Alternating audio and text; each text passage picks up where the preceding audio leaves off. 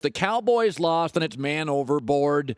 You want to get rid of the coach. You want to get rid of the quarterback. There's all sorts of things going on. My rule is always been really simple when it comes to coaches. You ever watch the show The Voice? Or did you used to watch the show American Idol? Or that show America's Got Talent? I'm not an executive in music. I don't have any musical talent. But you can spot lousy really quickly. You don't need binoculars to see bad. Awful jumps off the page in life. Okay? The Cowboys aren't awful. They're not poorly coached. This isn't like Butch Jones at Tennessee or Brady Hoke at Michigan. This is not Jim Tom Sula in San Francisco or Mark Trestman for the Bears. When you watch the Cowboys, do they look like they're poorly coached? No. You don't have to be a football expert to see a team that's in disarray. Let's look at three very key stats. Third down efficiency. Cowboys are 5th in the league. That means they're pretty good. Third down, biggest down in football. Dallas is good, top 5 in the league. Let's go to penalties. 9th fewest in the NFL. Pete Carroll's Seahawks lead the league. Let's go to time of possession. Among the leaders in the NFL, the Dallas Cowboys. They appear competent to me.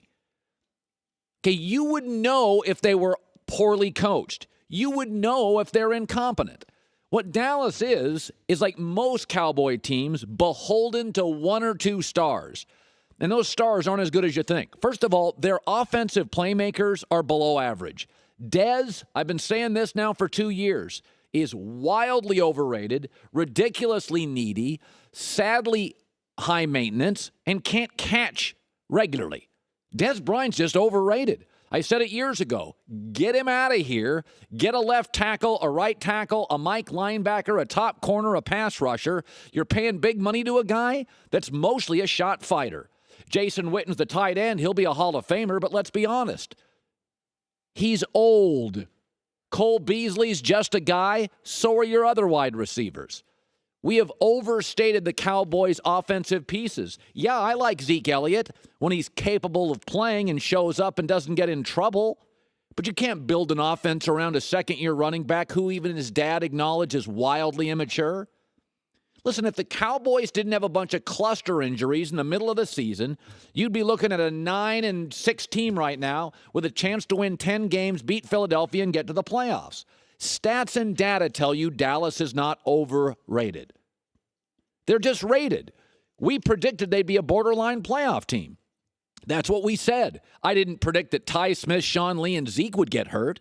And if they didn't, they probably win 1 or 2 more games, and they're going into Week 17 fighting for a playoff spot. They're not as good as Philadelphia. They're not as consistent as the Rams. I don't like their roster top to bottom as good as the Saints or Carolina. And Minnesota, forget it. Their defense isn't close to that. But let's not go crazy here. What I don't like that in the down to the 2-yard line, they didn't give it to Zeke. Really, you think Pete Carroll's brilliant situationally? Ask Marshawn Lynch about that. Andy Reid's one of the best coaches in the NFL. You clobber him for his situational game management. Mike Tomlin's beloved. Really? How's he do against Belichick? He's always outclassed situationally. The Cowboys are 8-7. Heading to their final game with a chance to go 9-7 in the tougher NFC, dealing with a 6-week Zeke suspension with marginal perimeter talent and a first-place schedule. This is exactly where they should be. They're not Brady Hoke at Michigan, Butch Jones at Tennessee, Jim Tom Sula San Francisco, or Mark Trestman with the Bears. That's not what they are. Their perimeter talent is overstated. They had a tough schedule. They had cluster injuries. This is exactly where they should be. The concern would be if your owner overreacted, and Jerry Jones appears to understand the truth about his roster. Just so we're clear about it, I do understand frustration right after you lose a game that has as much meaningfulness as this ball game. But I get to look at a lot of different things and have been around a lot of head coaches and coordinators, and so I feel good about our head coach. You're fine. Are you too beholden to an immature second-year running back? Absolutely. Should you have dealt Des Bryant a couple of years ago? Absolutely. But you've got young, cheap defensive line, linebacker, and secondary talent, and next year you won't have a first-place schedule. Hopefully Zeke grows up. The danger would be an overreacting owner, and you don't have that today, nor should you. We created replay to remove mistakes. That's not a mistake by an official. If you're going to microfilm on a freeway camera or microfilm at a sporting event, that's not a mistake. Driving 4 miles an hour over the speed limit on a freeway is not an egregious occurrence. It is not an illegal, oppressive, violent activity. In the flow of traffic, you're a little over the speed limit. This is not a mistake by an official. It's a hell of a call.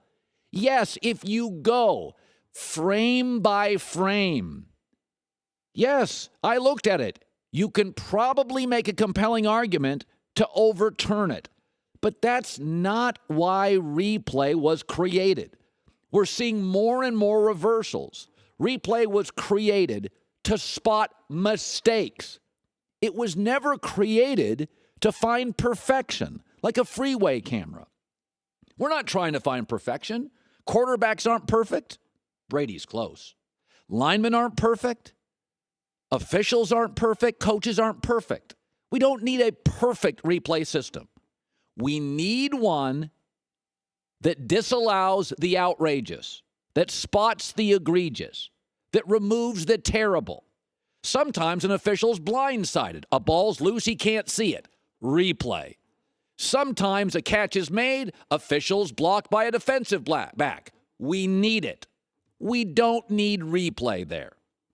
I've heard the argument for years, if 50 guys in a bar think it's a touchdown, it should be a touchdown. You're hanging out in bars too much. I don't buy that. But what I do buy is sports is losing its authenticity when you're robbing the fans of emotion, great plays by great players. This was dramatic. It was a good call, not a bad one. In this case, replay was butchered. Thanks for watching. Subscribe here to get the latest from the show. Also, be sure to check out more of the best clips from The Herd or go watch a few segments from the newest show on FS1, First Things First, with Chris Carter and Nick Wright.